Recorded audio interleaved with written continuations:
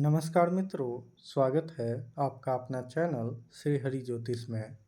आज का ये कार्यक्रम आप सभी मकर राशि के जातकों के लिए बेहद खास है, क्योंकि आज हम मई 2024 का मासिक राशिफल लेकर के आए हैं।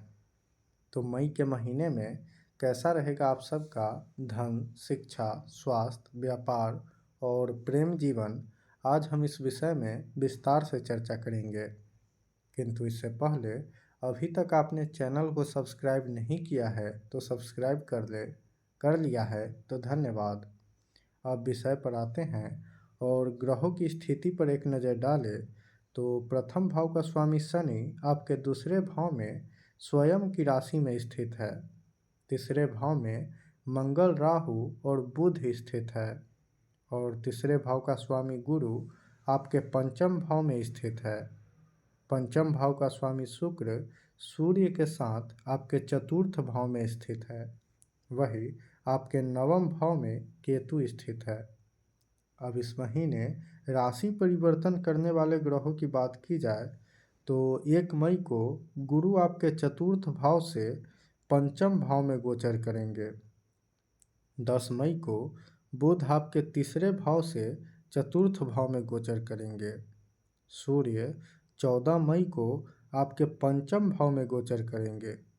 वही शुक्र 19 मई को अपनी स्वयं की राशि और आपके पंचम भाव में गोचर करेंगे।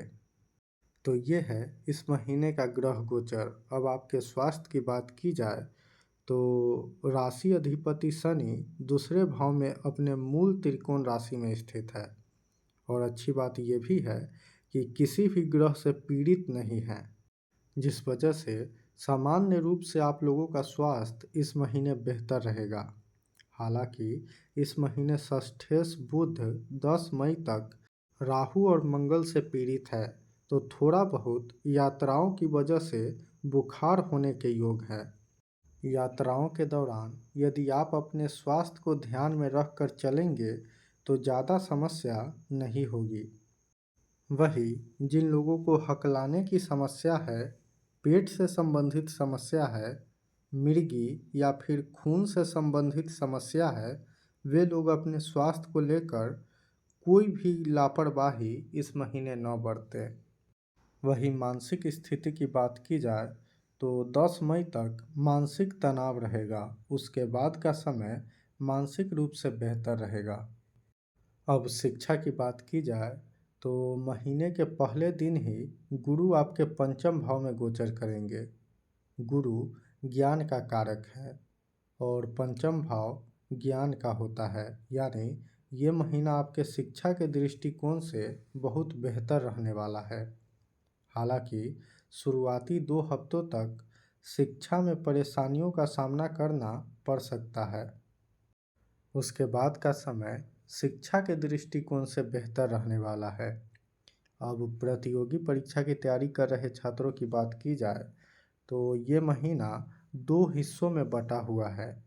शुरुआती 2 हफ्तों तक मन भ्रमित रहेगा और किसी एक दिशा में टिक कर तैयारी करने में इस महीने परेशानी होगी।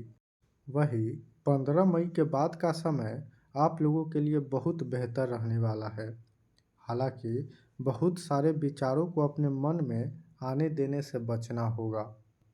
अब आर्थिक स्थिति की बात करें तो धन भाव का स्वामी धन भाव में ही स्थित है और लाभ भाव का स्वामी मंगल तीसरे भाव में राहु के साथ ही स्थित है।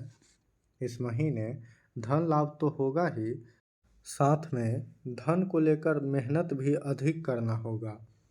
हालांकि लाभ भाव का स्वामी राहु के साथ स्थित है, तो यदि आप धन को लेकर बहुत अधिक मेहनत करते हैं तो इस महीने आपको धन भी 4 से मल्टीप्लाई करके मिलेगा, यानी धन के दृष्टिकोण से भी ये महीना बेहतर ही रहने वाला है। अब आपके कार्य क्षेत्र की बात करें तो दसम भाव का स्वामी शुक्र आपके चतुर्थ भाव में स्थित है और वहाँ से अपने भाव पर यानी दसम भाव पर दृष्टि कर रहे हैं, जिससे इस महीने आपका व्यापार बहुत बेहतर चलेगा। आपके दसम भाव पर सूर्य की दृष्टि भी है, तो जो लोग कॉन्ट्रैक्टर का काम कर रहे हैं उन लोगों को सरकारी कॉन्ट्रैक्ट मिलने के योग हैं। जो कि सूर्य आपके अष्टम भाव के स्वामी भी हैं, तो आपको अपने कार्य क्षेत्र में थोड़ा बहुत नकारात्मकता भी देखने को मिल सकता है। अब नौकरी पेशा से जुड़े लोगों की बात करें तो 10 मई तक आप लोगों को अपने नौकरी में परेशानियों का सामना करना पड़ेगा। उसके बाद का समय बेहतर बदलाव लाएगा। इस दौरान आपका बॉस आपके कार्य से प्रभावित रहेगा। इसके अलावे नौकरी में स्थान परिवर्तन के योग भी इस महीने बन रहे हैं। अब प्रेम जीवन की बात करें तो पंचम भाव में गुरु स्थित है और पंचम भाव का स्वामी शुक्र सूर्य के साथ स्थित है। प्रेम जीवन में अहंकार को आने न दे और इस बात का ख्याल रखें कि आपके प्रेम जीवन में जितना सच्चाई रहेगा उतना अच्छा है, अन्यथा गुरु आपके प्रेम जीवन को समाप्त भी कर सकते हैं, क्योंकि गुरु आपके 12वें भाव के भी स्वामी हैं और गुरु नैतिक कार्यों के कारक हैं। यदि आपके प्रेम जीवन में कुछ भी अनैतिकता होगा तो गुरु का बुरा प्रभाव आपके प्रेम जीवन पर पड़ेगा। अब दाम्पत्य जीवन की बात की जाए तो महीने का शुरुआती पहला हफ्ता थोड़ा सा उतार चढ़ाव वाला रहेगा। उसके बाद का समय सामान्य रूप से ठीक ठाक रहेगा। हालांकि जीवन साथी के स्वास्थ्य का विशेष ख्याल रखें। अब पारिवारिक जीवन की बात की जाए तो अष्टमेश सूर्य का चतुर्थ भाव में होना घर में तनाव का माहौल उत्पन्न करेंगे। जो कि साथ में शुक्र भी स्थित है, तो शुक्र पारिवारिक माहौल को बैलेंस करके रखेंगे। वही इस महीने आपको अपने छोटे भाई की ओर से कुछ परेशानियां आएगी या फिर छोटे भाई को ही परेशानियों का सामना करना पड़ सकता है।